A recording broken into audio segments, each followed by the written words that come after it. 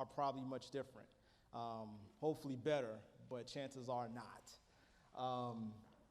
So again, this movie was not designed to bash any, generation or, bash the teens or bash parenting. It was really about bringing to the forefront the challenges that we are facing. It's a reality. I could tell you as a minister, Carly and I, we work with your teens. We love your teens, both middle school and high school. One policy that we tried out was a tech-free class time. And, it started off as a, hey, let's just try it out and let's see what happens for 2 weeks. And, the teens at first was like, well, a little reluctant. But what was really encouraging was that some of your teens started self-policing. And they became the pioneers of reminding, hey, here's our basket. Put those phones away. Because the whole idea is when you come to class, I don't want you to just be on your phone, especially if you're here an hour early. Fellowship, talk, find out what's going on in each other's lives. And so you notice a lot of texts that came from me and Carly about reminding kids, bring your Bibles, because you don't have your phones available to you. So again, these are just little practicals that we're trying to implement and try to create a culture where young people can come together and not feel like they have to be on their phones in order to interact, because that's what's happening. It's becoming a distraction. It's becoming a challenge. And so just a few things there. So just kind of want to highlight for you, I have printed out a cell phone agreement, technology contract, and some parent guides, and they're all on the table over there. Again, these things are only resources. Research has shown that in different ways that these things work or don't work. You have to decide for your family what works. I can give you a digital copy. You can amend it. You can change it around and customize it to your family, or don't even use it at all. But again, the whole point of this is just to kind of give resources to our families to help take on some of these challenges. So I would like to kind of open up the floor for thoughts, things that you saw in the movie that really impact you, or maybe some ideas that you kind of want to take away or want to share that you've already tried at the home. So I'll open it up and this is for teens too. You can share your thoughts, what you think about it. This is for everybody here. All right. Well, I need to repent myself. I was saying I need to repent myself because I certainly I'm liable to this just like a teenager is. And for me, this may sound, some of you men you'll relate to this, but if I feel like something I need to do is hard, or I want to procrastinate on it because maybe it's going to be difficult or makes me anxious to try to figure this out, my first thing to want to do is to go see if there's any news on LSU football. And so I will go Google LSU recruiting, right, this time of year. Maybe there's something there that I hadn't seen before, right? And I can go get distracted for 5 or 10 minutes checking that out, and it is like taking a tranquilizer, but it's not. I mean, it wastes a lot of time. So.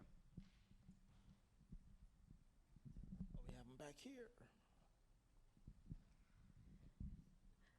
Something that stood out to me from the video is something that I've been thinking about too, like as a parent and as a healthcare professional.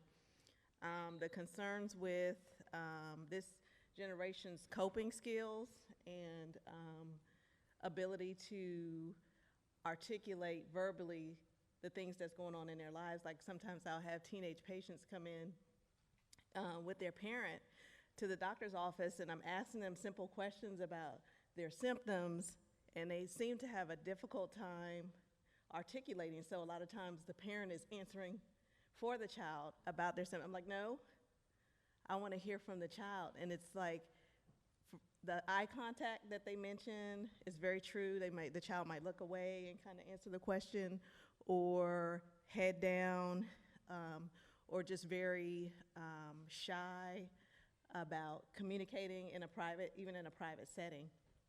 And so a practice that I do is try to encourage the parents to give the kid an opportunity to express themselves when a question is asked to them.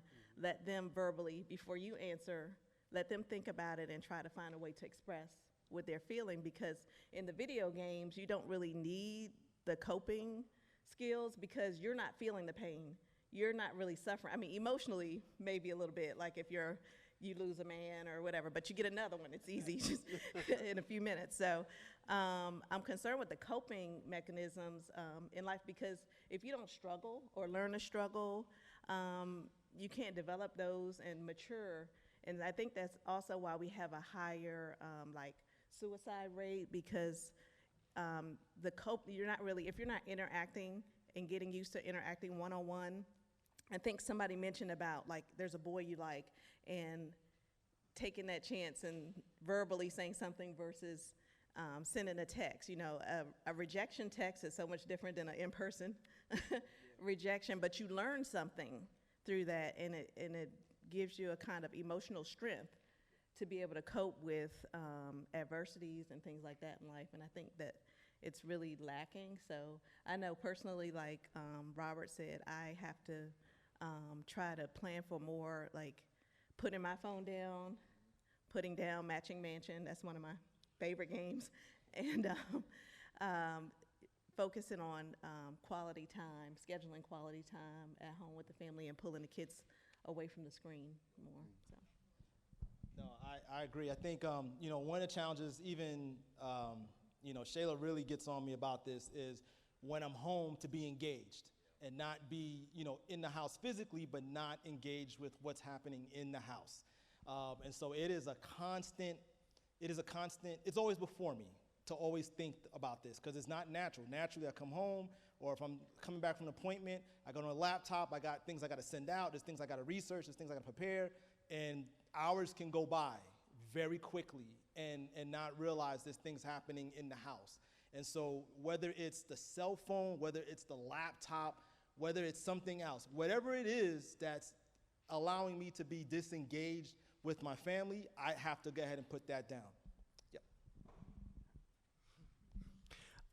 Okay, so I feel like a lot of what they said and that was true. Like the distractions was a really big thing. I feel like that happens to me every now and then as well. But they also mentioned a lot of stuff about how it affects the person itself. And I feel like not all of that's true, as so much it's just a character flaw. Like if you're cheating, it's not because you play a certain video game. It's a character flaw. Like you are cheating because that's who you are. And that's changeable, but it's not through technology, it's through real life like stuff. And same again with the how people communicate, like the eye contact thing. I feel like a lot of that can be affected by games, but then again, it also depends on what they're playing. So if it's a very violent game with it's just yourself, then that can affect how you think about certain things. But then there are other games for say Minecraft or something like that, where it does require a lot of team building exercises. So I feel like it's not all necessarily bad, but it's not all necessarily good. Great point. You're right.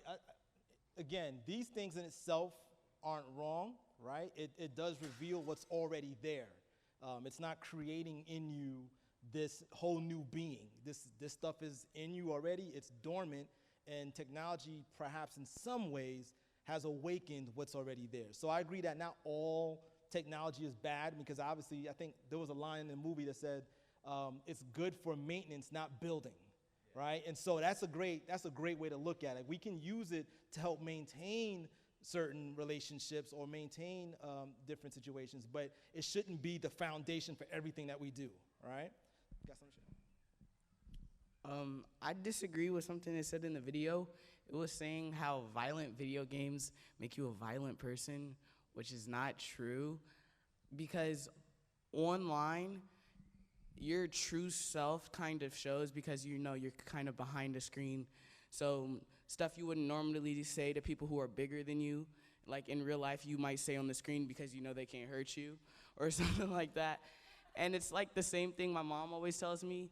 It's like she says, when I play driving games, that's not gonna make me a better driver. So if I play Call of Duty, that's not gonna make me, a shooter. So yeah. Interesting. Let me get my girls over here. Well, as some of you guys know, I just got a phone like a month ago, and I feel like I have been on it a lot because I feel like catching up. I've been on like 6 months, so I like kind of go on it a lot and I check stuff, but I don't have social media, so I still try to be involved and like stuff like that. But I don't feel like it's too much. You just have to learn how to control yourself. Like I said in the video, like you can be on if you want to, but you need to do your homework first. It's like you work first, play later. So you just need to learn how to be able to stop yourself, say, oh, I can check this text later, respond back, or I don't need to look at Instagram right now. I can just go do it later. You just need to go and sit down, focus on what you're doing, and then once you're done, as a reward, look at your phone, or as a reward, go play a video game or something. It's not necessarily that, oh, it consumes you. It's if you let it consume you. No, I think you're right. There's a part in the movie I think it mentioned, it was showing a study about basically self-management, how it was perceived that that part of your brain is not developed until way later in life, but they show kids, with proper training, they can kind of self-manage. And I think honestly, that's kind of the approach that in our household we're trying to achieve with our kids. We're trying to help, Joshua's 10, and we're trying to help him to be more self-sufficient, right? Like he's learned to get up on his own and learn to make breakfast on his own and kind of, do these things for himself so that I don't have to do it for him. And the same thing with Kayla. Kayla's in high school now, and I have to learn to adjust my parenting. I can't raise her like she was still in elementary school. I have to adjust my parenting in hopes that the things that we're teaching her, she will, it'll grow and mature where she's self-managing herself. I was gonna say about it's not necessarily the kids too, it's the video games itself. Like some of them are made for kids to like stay on for multiple hours because that's what brings money into the company is the kids keep buying the video games. And so like for example, like the military game, like it's trained for specifically people who are in the military. So if kids who are in the military are still playing these games, they're gonna have that mindset of like, oh, I gotta do this in real life too. But it's like the video games are not helping kids at all. So I want to ask a leading question and see if we can move on to that. So how do we feel about how much time kids spend on cell phones and affect their social skill development? So how do we feel about that? So thank you very much for this this video and this time. It's definitely something that we appreciate. So as a parent, I just want to do right by my child, and there is this pull for the phone and the internet and the social media and all that stuff, video games. And it would be just, I'm grateful to have some guidelines, over there and some help, because all I'm trying to do is raise healthy children, have the balance. We've definitely had some, fighting with how much time and, what was I gonna say?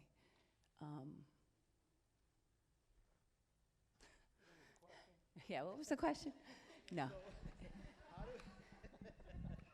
do we feel about how much time our kids spend on cell phones Right. and how it affects their social skill development? Well, I liked in the video, and I am getting, but the video was with the mice and how they weren't stimulated versus stimulated, and then the coloring versus, the technology and just how they perform better. And, today the kids can be on video games with their friends, and sometimes I think it just fools them. You know what I mean? I get it, but it's just like you're still not having contact. You're not out with the friend, and we're like, so again, trying to find that balance and, encourage them to meet up. I'm great with letting them go in their social life when they're out at events and things like that, but sometimes I feel like I miss my child when they're in the home because they can bounce from thing to thing to thing. And so we're just trying to, find that balance and keep it healthy. All right, I'll come back there.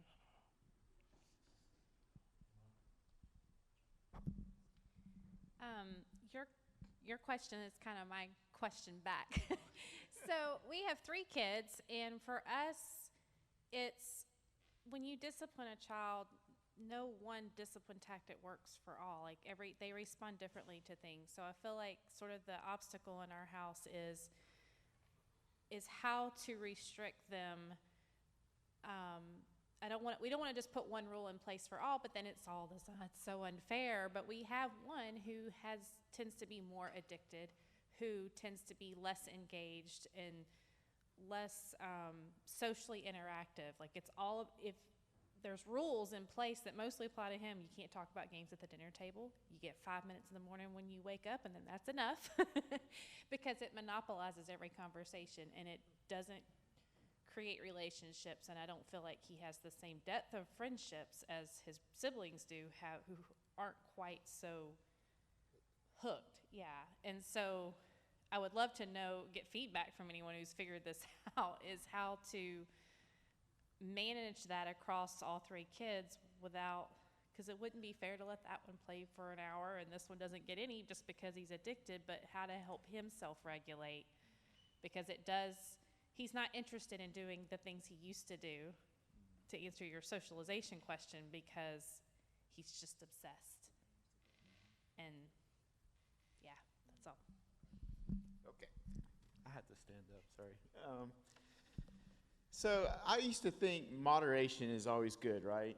And the thing that I saw from this video that I thought was really good is teens really can't trust themselves. You know, the brain kind of tricks them, right? And they think they're doing okay and they're not going to school or, social aspects. But I am a classroom trainer for State Farm, and I'm starting to see the effects of this digital world. We have grown adults that I'm telling them to put their phone away, and they cannot. I mean, it really is an addiction. I also see that people are getting fired from their jobs because of that. That's how bad it is in the corporate world right now. And then another thing is like, I'm of the old school, I guess, and, we would talk and hang out and have cookouts, and, we knew about each other's families. But the millennials, I'll go ahead and say it, when they come, they're on their phone, they don't interact. When we go on break, everybody's on their device, and that piece of that socialization is just gone. And so you don't have team building activities as much. Nobody wants to be involved. Everybody just wants to do their own thing. And I start to see the effects of it as it's, growing through. So I thought that was interesting.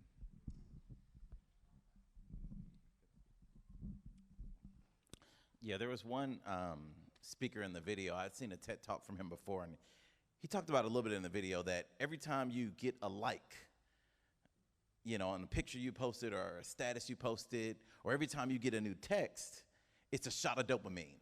It's man, a feel good, a quick feel good. Somebody thought about me, somebody liked something I did, and so you get addicted to that, and you can only sort of get these, your pleasure center shifts to where it only comes from things that are external, this device, versus, when a kid has to go outside and they pull up a rock and they find worms. Because he talked about the discovery. He talked about that your brain wants to discover new things. And so, to me, it is very scary. I already sort of knew some of these things, but watching it, it's even more alarming when I think about how much more I need to make, particularly my 7-year-old, go outside, and how much more I need to limit her time on her tablet and things of that nature. The other thing I thought about, just sort of a spiritual angle, and when he talked about you don't make a deal, you don't do a peace treaty over a teleconference, like what you just referenced. You build first in person, and then you maintain using that. And it really honestly made me think about Jesus and this idea that we could have just had books about him. I mean, they had the law, but God said, I need to go and be in the flesh and have a physical relationship with them and show them what it's like, teach people what it's like, and they can then continue it. And so I think that principle of just needing to be with people, is just something that God put in us and that we can't replicate. No matter if you have FaceTime app, there's just something you cannot replicate from being in the same room and being able to put a hand on a shoulder or being able to hug and pray and cry with someone there. And so I think it's just really important to see that we need to really focus so that our kids aren't getting that pleasure center just from likes and texts and things of that nature. So I was gonna say something on the eye contact thing. So I really don't think social media like affects people's like eye contact with other people, because I have been so bad at eye contact since probably like I was probably worse before I got my phone, honestly, at eye contact and public speaking like I do now. Only because like I'm that type of person. Like if you're that type of person that like doesn't like eye contact or like talking to people like this, I just don't think the phone has any effect on that, or like social media or video games or stuff like that. And you did a very good job here speaking. I think you were making eye contact with Rachel while you were doing that, I noticed. You know, going along with what Fenton said, there's a leadership consultant that I've gone to his classes at work, and he made this statement one time talking about phones. I don't remember how he got on it, but he was probably talking to the people, corporate people there, about our problems with phones. But he said the apps on phones today are tailor-made to make a young person ADD. That was from looking at brain science, like Fenton was talking about. It really changes the way that we get stimulation and can mimic really what ADD is, hyperactivity, because that's our brain gets trained to need something that it didn't need 2 years ago. And that's a fact, whether we realize it or not, I think. It is. I just saw a research maybe about 2 weeks ago. When Facebook first started out with their app, their notifications were in blue. And they realized, studies show that by changing it to red, it's going to trigger your brain that you need to look at this red icon.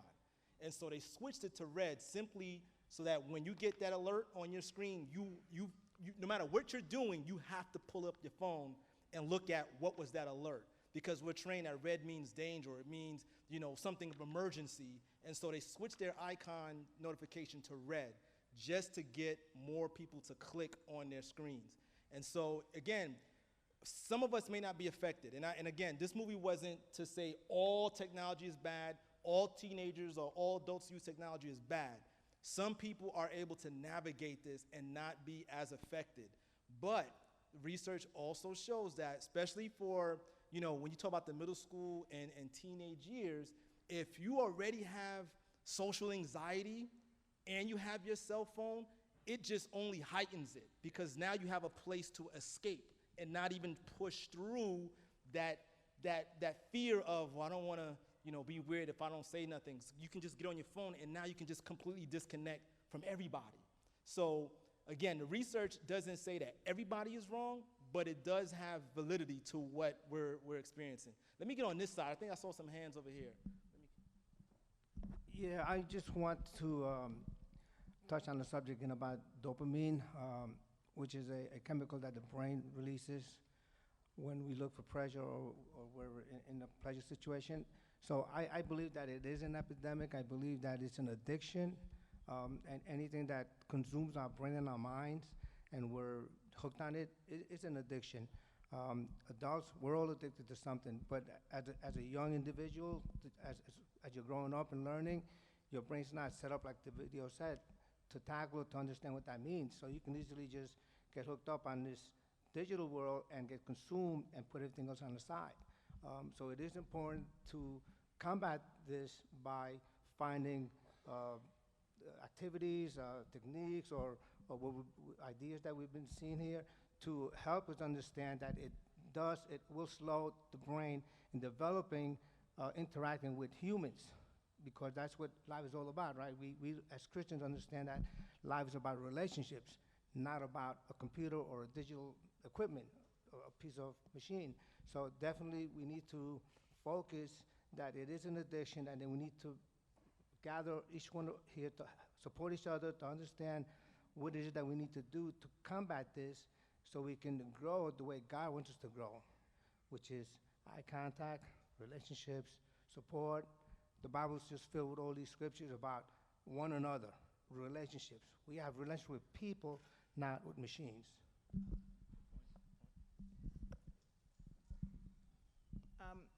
I think one of the things that the movie just kind of touched on that I wish they would have maybe expanded on some more was parents, and how, you know, parents will set these rules for their children, but the parents do not follow those same rules. And you know, they didn't offer any solutions, because I guess that wasn't really the focus of the movie. But it's something that I definitely want to hear about some more, because I know that for Matt and I have had conversations and arguments on several occasions about limiting the computer use at night. And he's an engineer, so he came up with these complicated ways to do that. To turn off all computer use after a certain time, you know, for the whole family. And I'm like, well, I want to use the computer, or I want to be on my phone after 12:30 when they're, you know, asleep and they're leaving me alone finally. So, you know, that's something that, you know, is, I guess is something that maybe we as parents can discuss amongst ourselves, is how we can limit, you know, our own digital use so that we can be an example to our kids. Absolutely. We came back from a conference not too long ago, and the speaker was talking about how just the overstimulation of the brain and how it affects even your sleeping pattern. And so one of the suggestions was to have no screen time 1 hour before you go to bed. And I was like, oh no, I don't know about that. 1 hour before I go to bed. So if I plan to go to bed at 11 o'clock, that means 10 o'clock, my cell phone is done, laptop is shut down, TV is off, and we just talking until I fall asleep. And so I'm not gonna say that I have done it wholeheartedly, but I have seen some benefits to that. And so I agree with you, Jen, that's a conversation we have to think about, because we can't just tell our kids do and don't do, and then they look at us and they completely see hypocrites. And that's not gonna go far in our parenting. So definitely it's a conversation we wanna continue. Let me come over here. You have your hands up, Liz? Oh, you gotta go. To piggyback off of what she just said, I agree, leading by example is important. I think what happens is that as parents, we have work. So work is at home now, you know. So when we're checking our phone, oh, well, that might be work, or we have to check our email.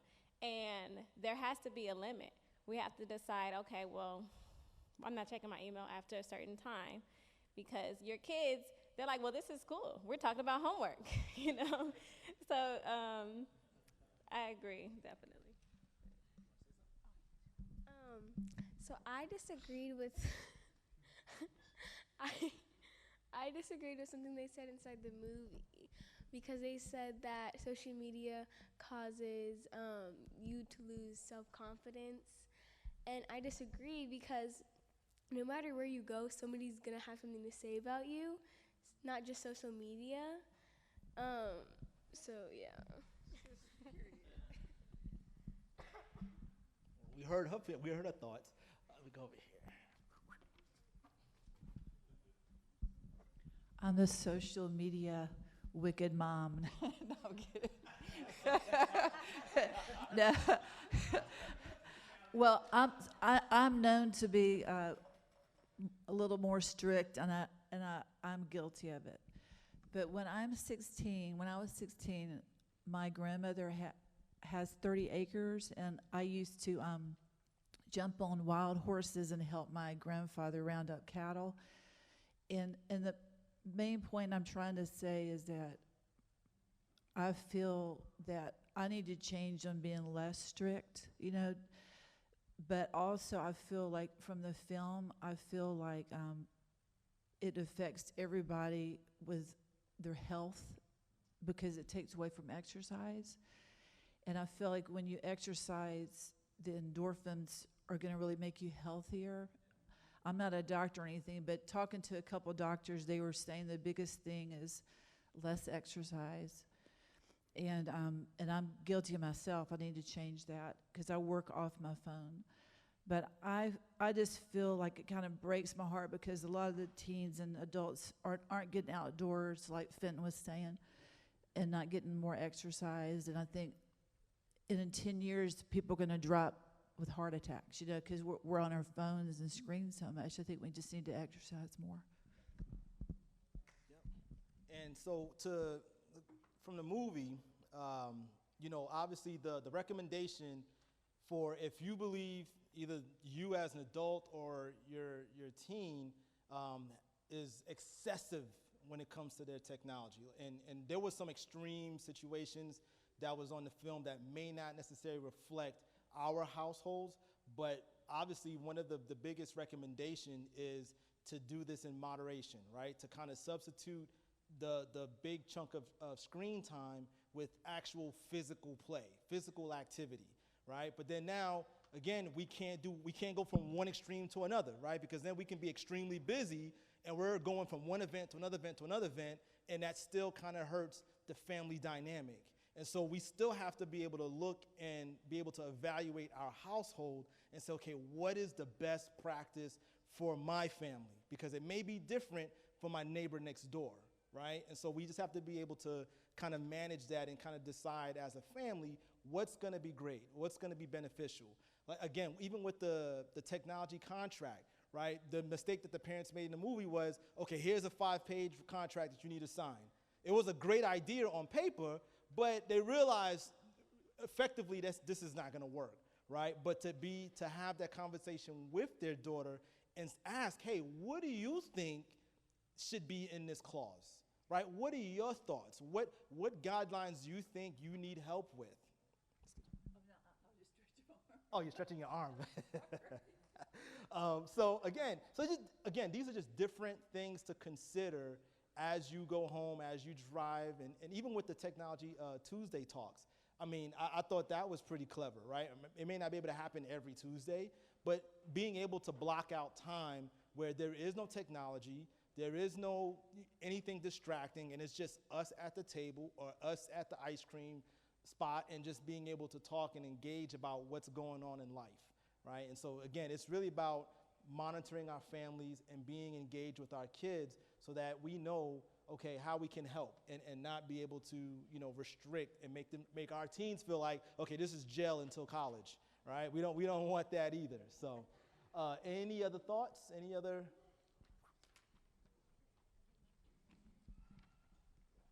Thank you. I have a few thoughts, and I'll try to get through them pretty quickly, but I like to joke around. Oh, this is really loud. I like to joke around that, like, your kids are like my kids. And so I think I have, like, based on that movie documentary is something I notice a lot in myself, and I notice a lot in just pretty much everyone, is that I think people tend to use like technology or their cell phones or something as a way to like avoid awkward conversations or awkward times, like they're waiting around for somebody but they don't want to look like they're waiting around and like they're lonely and it's just them, right? So they get on their phones and it's like, I think I try really, really, really hard not to do that. Like when I'm sitting there waiting for somebody maybe and like I just look around at like what's happening around me. Or if I'm like trying to like not have a conversation with somebody or whatever, like just getting on my phone to kind of like avoid the awkwardness, I think my almost like challenge, especially to the teens and middle schoolers who have access to this, is to like purposefully not get on their phone and lean into that awkward like feeling and see like how that's gonna grow you. Because I think you learn a lot, especially about just people skills and life skills and how to handle things better when you're not like copping out by getting on your phone and like getting on Instagram to see what's happening there, you know? I'm like, just lean into the awkwardness of it. It's awesome, kinda. The only other thing too on the video that it actually made me really sad, but I kind of knew this already, but they touched very briefly, specifically on the relationship between young girls and social media. And I think it just makes me really sad, like honestly, how what is like teaching these kids these days about like how they look, what's important. And it's becoming now, I think, and you can correct me if I'm wrong, but this is kind of what I think, is that it's becoming more important to look good than to like be good. And I just think like a challenge that I want to have for myself in how I interact with your children is having a really intentional conversation around that. And I guess I would encourage you to do the same, but just because I think like even I graduated high school like 7 years ago, something like that. And I still like didn't deal with some of the things that like these kids deal with now. And it like wasn't that long ago, right? So I'm like, I just like, there are seriously things that I was like, I never even dealt with that. Like, it's hard for me to relate, and like, I'm not that old. So I just want like, to have a really like deep understanding of what they experience and to be able to like be empathetic to that, and also how to like coach them still into being, like having that most important thing be that they're like good people, right? Like they're people who love God and they're people who love other people and stuff like that. And I think that's just something that like social media and technology and a lot of video games like kind of leave out a little bit. It's like, that's just not as important anymore. And all that was lengthier than I meant. Here you go. No, that was great. That's great. That's great. Oh, God, come over here.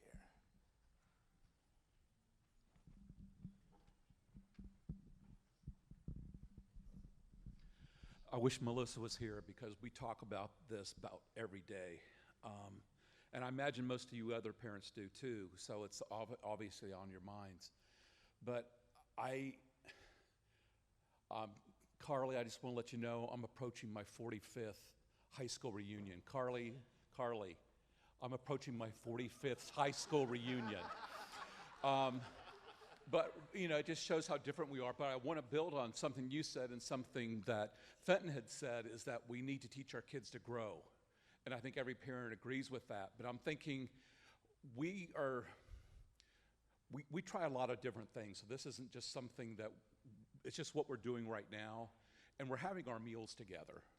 I don't know how, I almost feel like an offender of not having done that, because I grew up with that every single night, because there were a lot of kids, there was no eating out, and we always ate at home. Well, we still always eat at home, but sometimes it's grabbing Chick-fil-A, or sometimes it's grabbing and everybody's just eating wherever they land. But we're eating or having our meals together, but having like the Technology Tuesday, it gives us a chance to teach our kids, but also I want to tie it in with Scripture, because there's a lot of Scripture that teaches us about character. And as parents, we have that responsibility to help teach our kids that. But that's just something that kept coming to my mind, just listening to everybody, is that it is about teaching. And as parents, that's what we have to do. Kids, you know, if this is something you want, talk to your parents and ask them for it. I don't know a parent that wouldn't give it to you. So that's all I have. All right, I'll go to you two guys, and then we're about to close out. Who had a hand?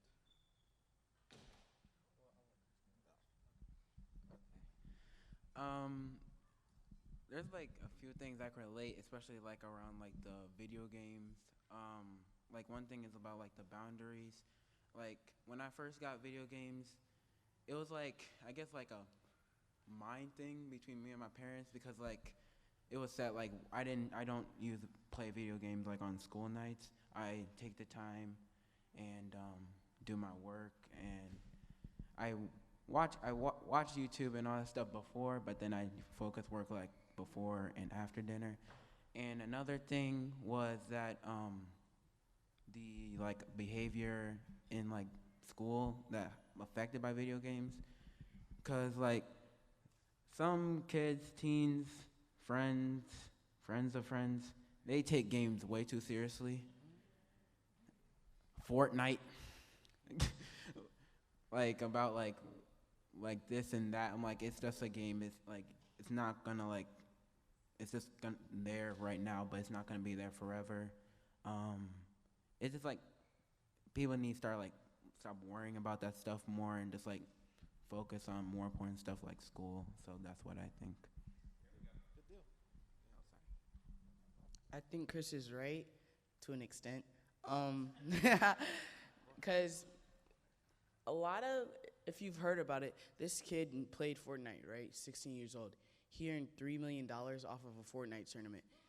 And it's crazy because, like, you know, non-traditional jobs, like if you go to a non-traditional job or have one, you know, even though you might like it, you're probably not going to make $3 million in 1 year off of, you know, working as hard, and you work harder, you know?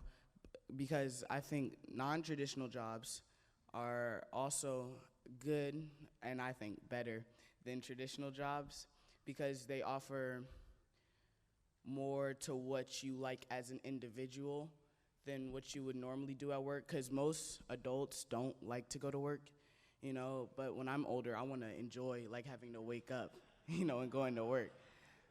So, yeah, I think that video games, you know, you can't be too serious about them, but like if that is your passion, then, you know, I don't know how to parent that. Like, it would be difficult for you guys, you know, if you want to be a professional gamer when you grow up, like how do you limit your screen time as well? So, yeah.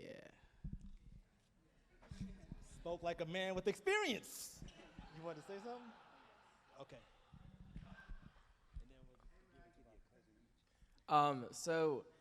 I want to like change your mindsets real quick. So let's take a view of technology as it takes everything all together. So you put your social media in there, and you put your games in it, and then you also take your advantages of being able to work at home and all the opportunities to learn. So for example, I took piano lessons in 3rd grade. It was around 3rd grade, and I quit. I hated doing the piano lessons because it was not at my pace. And later in 7th grade, I picked it up again, and I taught myself more than I think that maybe I could have. Like, I taught myself so much within a month just from watching YouTube.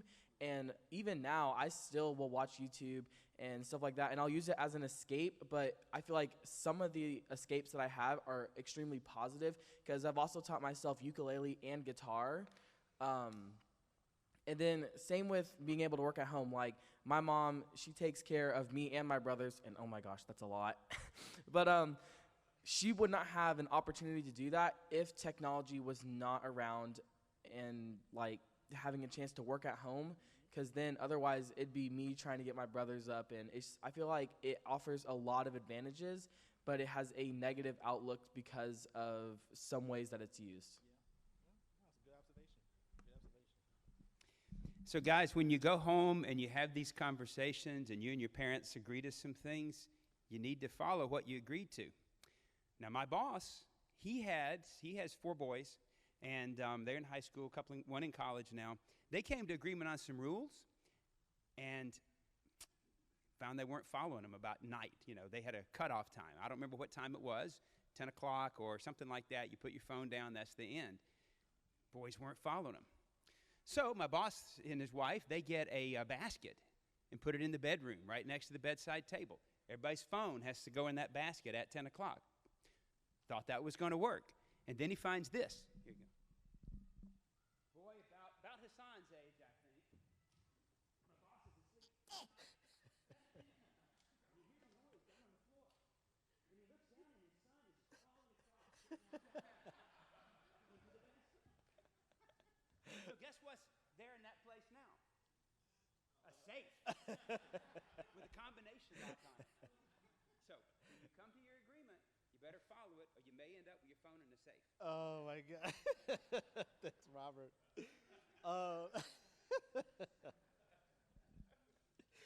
So just some closing offer to some of the solutions that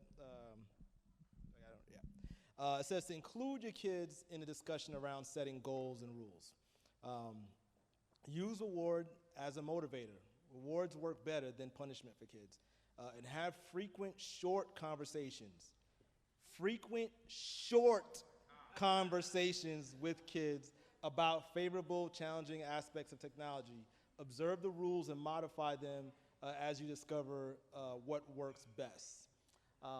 So those are some few solutions. Again,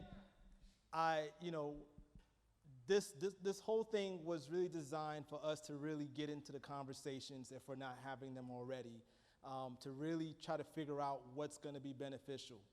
Again, the studies are showing that, with increased involvement or interaction into technology, we are increasing the risk, right? And that's all the way through adulthood. The effects are even being shown in adulthood. So teens, don't close the door on your parents as they're talking. Parents, don't badger your kids. Find that space where everybody is safe to talk, but then there's some hardcore solutions or resolutions being made as you guys move forward together. It is now 12:04. We're going to go ahead and close out. There's still refreshment, incredible coffee over there. Just some incredible coffee over there. And we have some desserts and stuff, so please finish it off and enjoy the rest of the afternoon.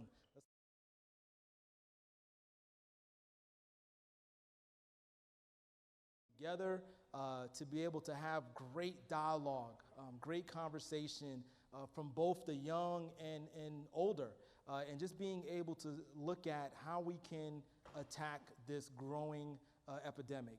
Again, technology in itself is not wrong. It's how we use it and how we allow it to affect us. That is what we have to manage. And I pray that as we go back to our homes and we discuss these things, allow us to find the right spot, that sweet spot where that we're able to take advantage of the benefits and that we can overcome the challenges that it brings to our kids and to our homes. Again, thank you so much for this opportunity to be together and allow the rest of our day to be a blessing. We thank you. We pray all these things in Jesus' name. Amen.